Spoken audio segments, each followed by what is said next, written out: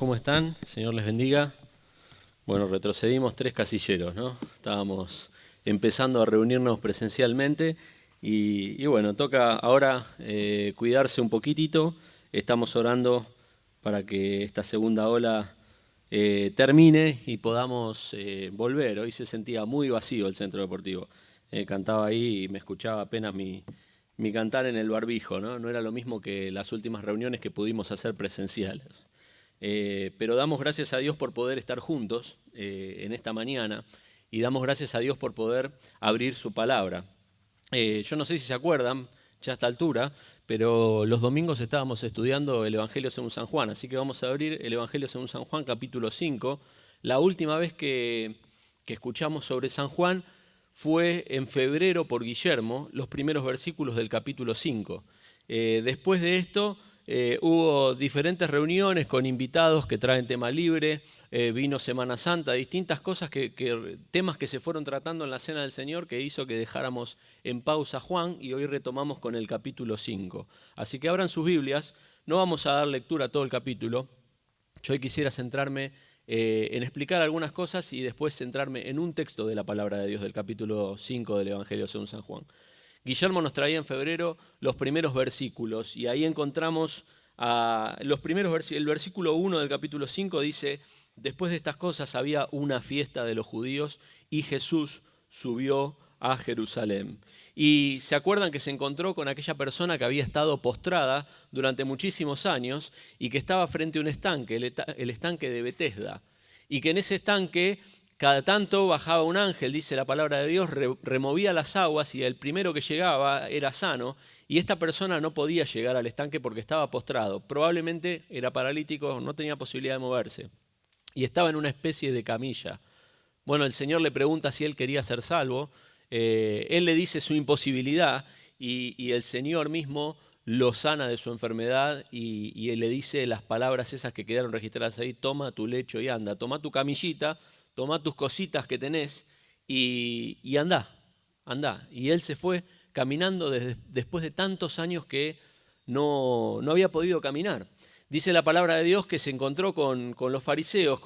¿Qué son los fariseos? Para los que no conocen, aquellos religiosos judíos que se habían quedado con la cáscara y se habían olvidado de Dios, se habían quedado con los rituales, se habían quedado con un montón de cosas que en general, ¿no? Se habían quedado con todas estas cosas y se habían olvidado de Dios. Se encuentra con ellos y ellos ni siquiera les importa aquel que había sido sanado, ni siquiera les importa que estaba caminando, seguramente lo conocían, y conocían y también vieron su aspecto, que claramente no era una persona que tenía todo lo que necesitaba, y se enfocan en que era sábado, era día de reposo, y le preguntan: ¿cómo llevas tu lecho en día sábado? ¿Cómo estás llevando tu camilla en día sábado?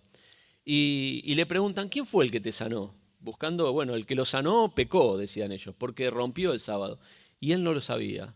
Más tarde se encuentra con Jesús en el templo y ahí lo reconoce que era Jesús quien lo había sanado. Y entonces va y les dice: es Jesús. Y dice la palabra de Dios que desde ese momento ya estaban buscando matarlo a Jesús, porque decían dos cosas de él, que es interesante que después en el pseudo juicio que se le hace al Señor vuelven a aparecer esas cosas, ¿no? Dice que rompía el día de reposo y que llamaba a Dios su Padre haciéndose igual a él. Los judíos cuestionaban esto, estos judíos religiosos cuestionaban esto del Señor, que rompía el sábado. No habían entendido que aquel mismo que había creado el sábado, el día de reposo para el hombre, era el que estaba frente a ellos.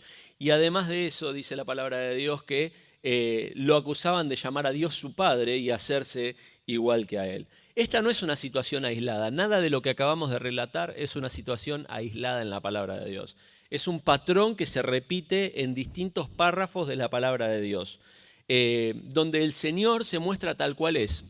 Dios hecho hombre se muestra en su poder, en su autoridad, y los hombres cuestionan eso que Él estaba demostrando, eso que Él estaba declarando.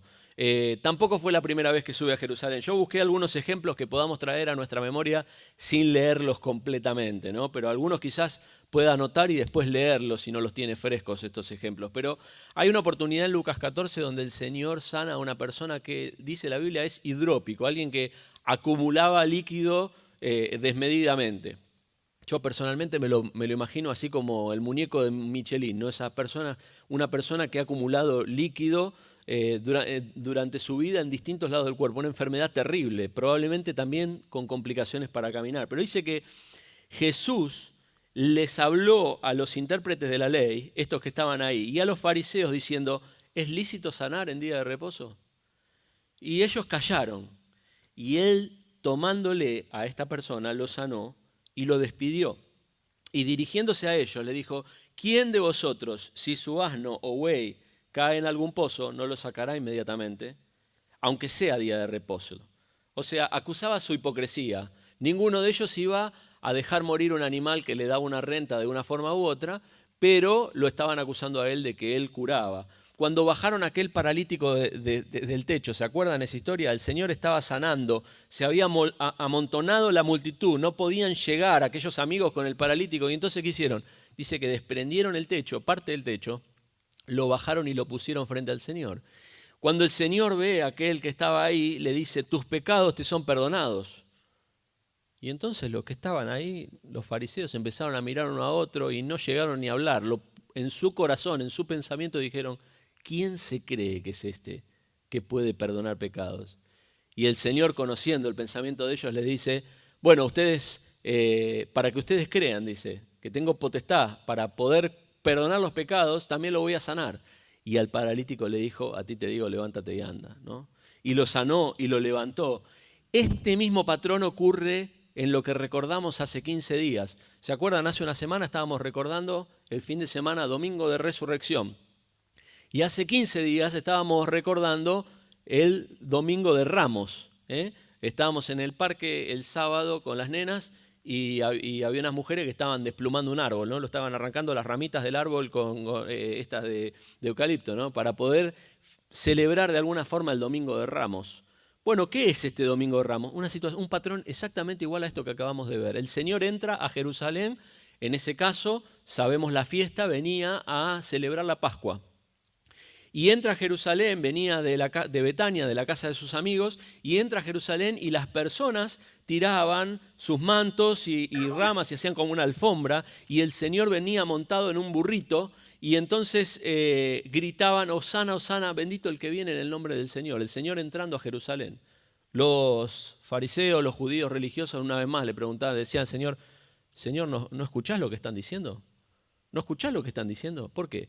Porque ellos sabían perfectamente que esas palabras que ellos estaban diciendo están literalmente escritas en el Antiguo Testamento. Lo estaban declarando Mesías, lo estaban declarando Dios entre los hombres, el Hijo de Dios entre los hombres, el Mesías, el enviado de Dios. Eso es lo que la gente estaba diciendo.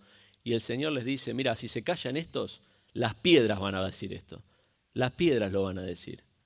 De la misma forma, el Señor entraba a Jerusalén a una fiesta, entraba por última vez a Jerusalén, estamos esperando que vuelva, pero entraba y también entraba cumpliendo un montón de profecías. El Señor no solamente declaraba que era Dios con sus palabras, con sus hechos, con su autoridad, sino que también un montón de profecías del Antiguo Testamento. Para los que son estudiosos y están tomando nota, bueno, estamos hablando de Daniel 9, Zacarías 9:9, profecías que decían cómo Él iba a entrar, y Él las estaba cumpliendo exactamente. ¿En qué momento Él iba a entrar? Y Él las estaba cumpliendo exactamente.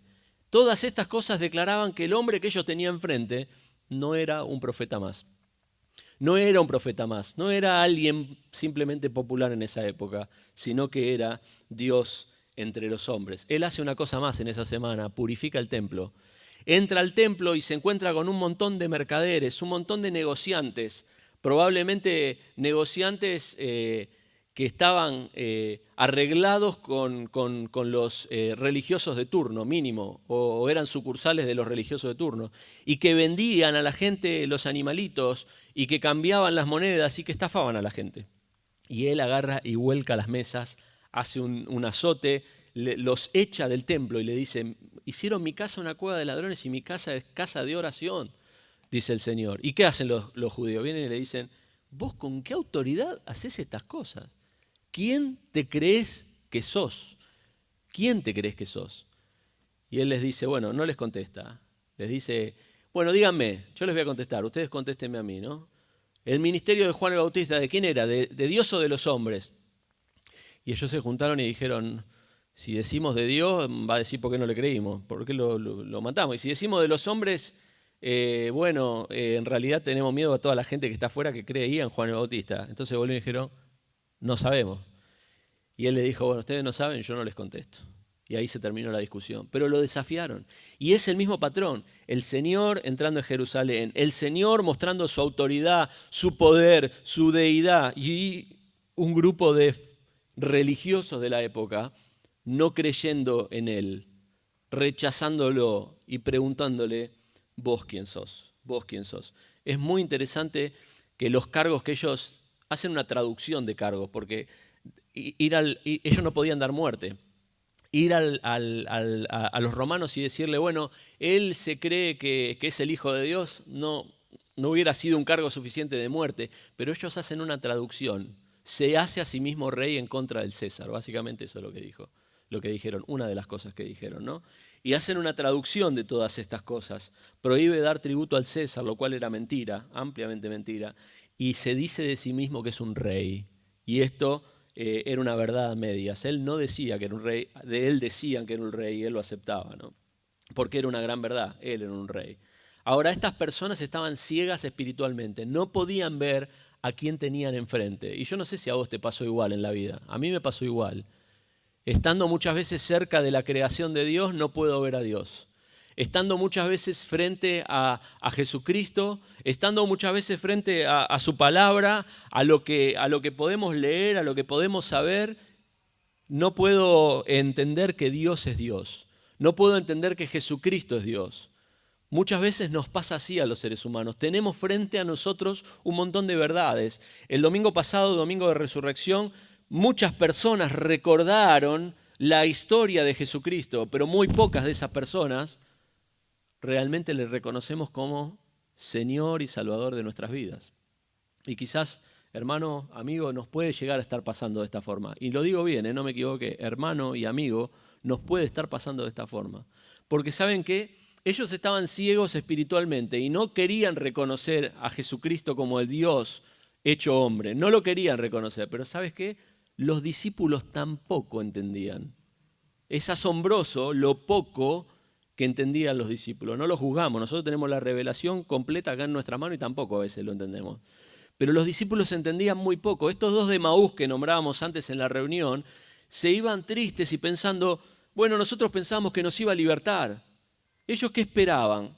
Incluso aunque la palabra de Dios lo declaraba, las profecías hablaban de eso, ellos esperaban un caballo blanco, un libertador, un caudillo, quizás algo parecido a los jueces del Antiguo Testamento, quizás algún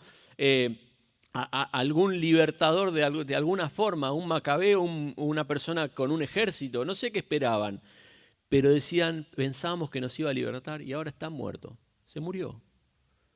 Y además pensamos que iba a pasar en otros tiempos y ahora ya hacen 3 días que murió y no pasó nada, y no pasó nada. Cuando el Señor les empieza a hablar, dice que ellos empiezan a recordar. A los discípulos les pasa lo mismo, Él les tiene que recordar lo que ya le había dicho. Hermano, a vos y a mí nos puede pasar que estando frente a las verdades de Dios, que estando frente a Dios, que estando frente a la declaración de su poder, ¿viste cómo llovió anoche?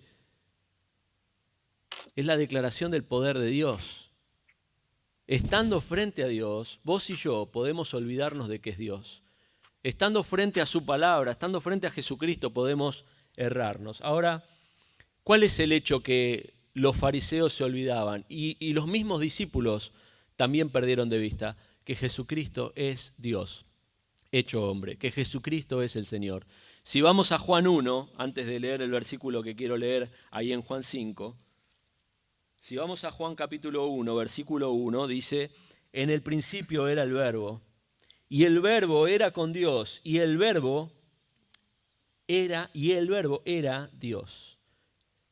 Podemos decir, este es Jesucristo, que en el principio era con Dios, y en el principio era Dios. Jesucristo es Dios. Filipenses 2:6 dice, el cual, hablando de Jesucristo, siendo en forma de Dios, no estimó el ser igual a Dios como una cosa a la cual aferrarse, sino que se despojó a sí mismo de eso, tomando forma de siervo, tomando forma de hombre, haciéndose semejante a los hombres, Y además dice más, estando en la condición de hombre, se humilló a sí mismo, haciéndose obediente hasta la muerte y muerte de cruz. Los siguientes versículos, después de este milagro que ocurre con esta persona que estaba tirada en el piso en Betesda, que es curado, y los cuestionamientos al Señor Jesucristo, afirman su deidad.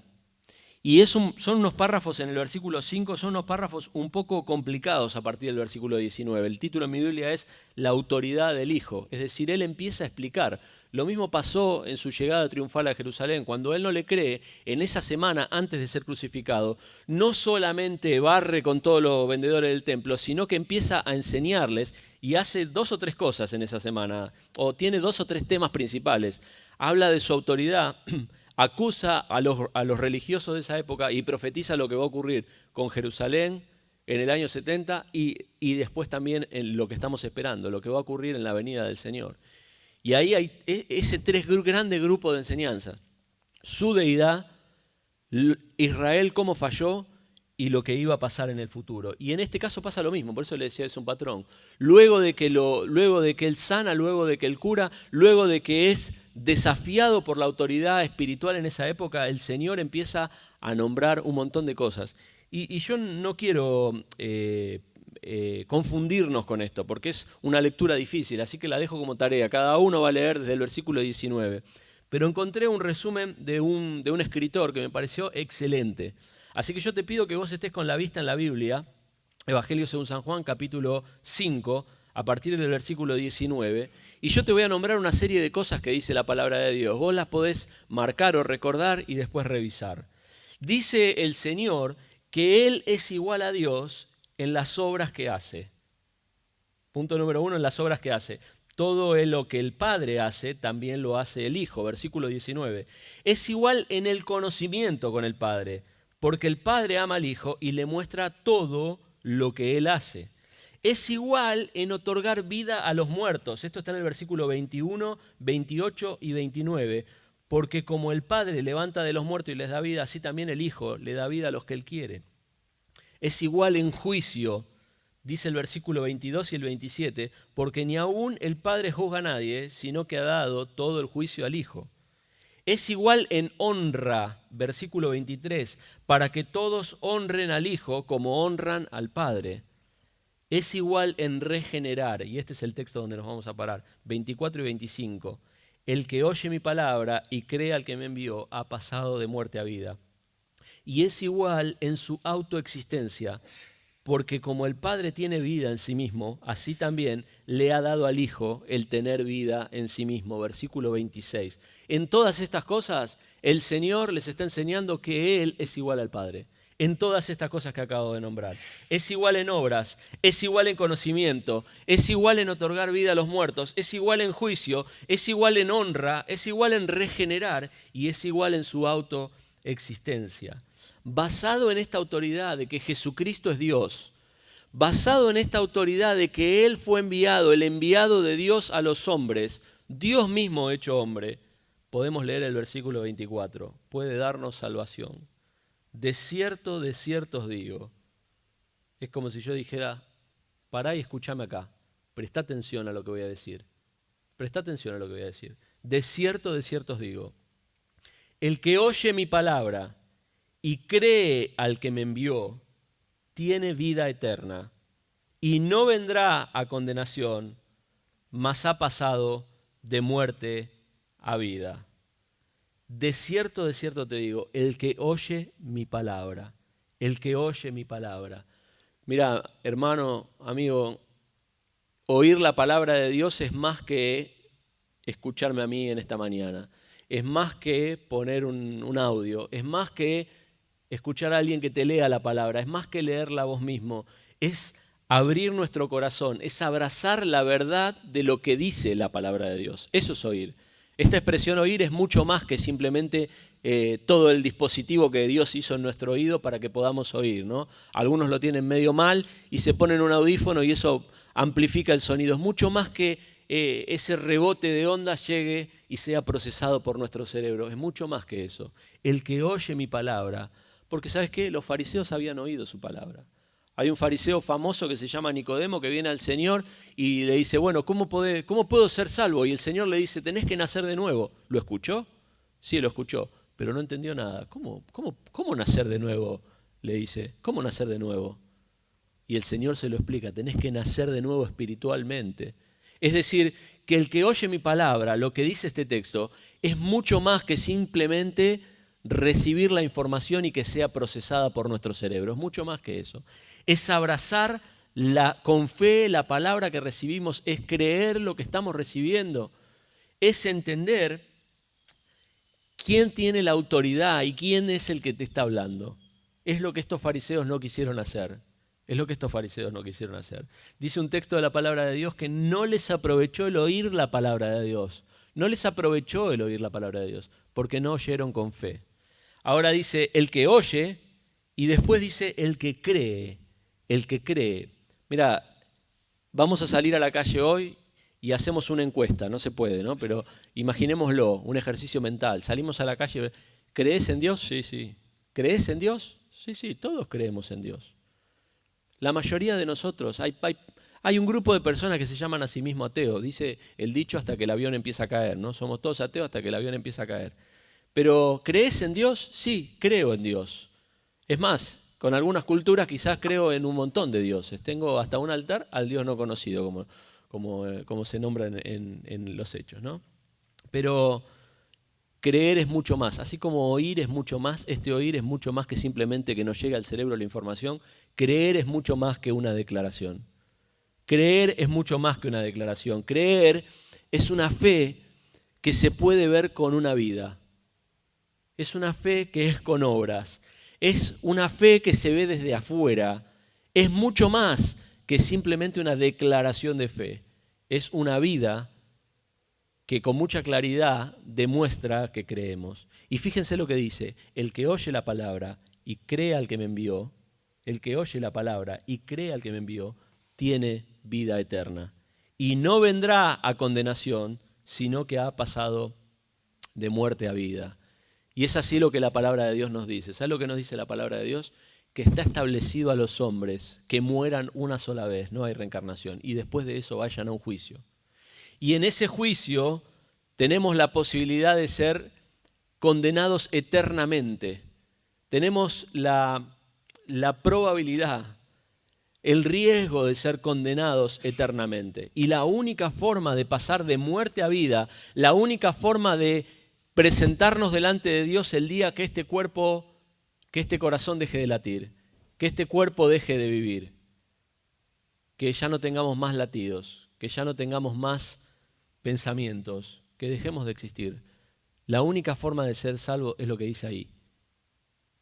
El que oye mi palabra y cree al que me envió, tiene vida eterna y ha pasado de muerte a vida. Y si no, estás en esta condición. Si no tenés claridad de que estás en esta condición, si no tenés una seguridad de que estás en esta condición, la palabra de Dios dice que estás en condición de muerte eterna, de perdición eterna. Y Dios no quiere que los hombres se pierdan, quieren que todos los hombres sean salvos. Y por eso envió a su Hijo Jesucristo. Ahora vos podés conocer todas estas cosas, saber de todas estas cosas. Fíjate qué parecidos que somos los fariseos, ¿no? A veces levantamos el dedo para acusarlo, pero qué parecidos que somos. Qué parecidos que somos a estos toscos discípulos.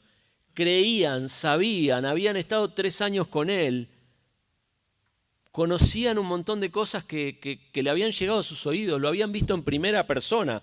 ¿Qué daríamos nosotros por viajar a la Biblia, ¿no? Había un viejo dibujito animado cristiano hermoso que, no me acuerdo cómo se llamaba, mi nena el otro día me dijo el nombre, pero que abrían el libro, que era como, abrían la Biblia y tenían la posibilidad de viajar a la historia y vivir la historia en primera persona ahí, y podían ver a los personajes. Espectacular, era una especie de viaje en el tiempo con la Biblia, ¿no?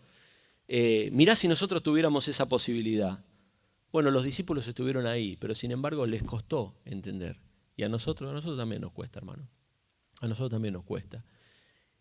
Y a vos, amigo, y bueno, te puede pasar como el fariseo, entiende, es cristiano, porque nació en un país cristiano, porque lo educaron de esa forma, porque conoce, porque escuchó, porque le llegó al cerebro, pero no hay una transformación en tu vida. Seguís esclavo de lo que eras esclavo. Y no podés cambiar en tu vida.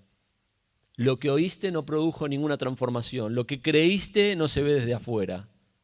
Si esto es lo que te pasa, estás en riesgo de eterna perdición. Y la palabra de Dios dice que si confesamos nuestros pecados a Él, Él es fiel y justo para perdonarnos de toda maldad. Quisiera cerrar con algunas preguntas para que podamos, o algunas palabras para que podamos reflexionar, ¿no? ¿Cuántos preconceptos que tenemos acerca de Cristo? Ellos tenían un montón de preconceptos, los que lo conocían y los que no. Tenían un montón de preconceptos, un montón de cosas en su cabeza que las tenían ahí y que cuando lo vieron no les permitió verlo como Él era. Quizás esperaban de vuelta un caballo blanco, una espada desenvainada, una persona de un porte distinto, y vino humilde sentado en un pollino de asna. Entró ahí humilde, sencillo, nada que ver a lo que ellos esperaban. Y qué buena que es nuestra necesidad. Nuestra necesidad a veces es nuestra mejor aliada.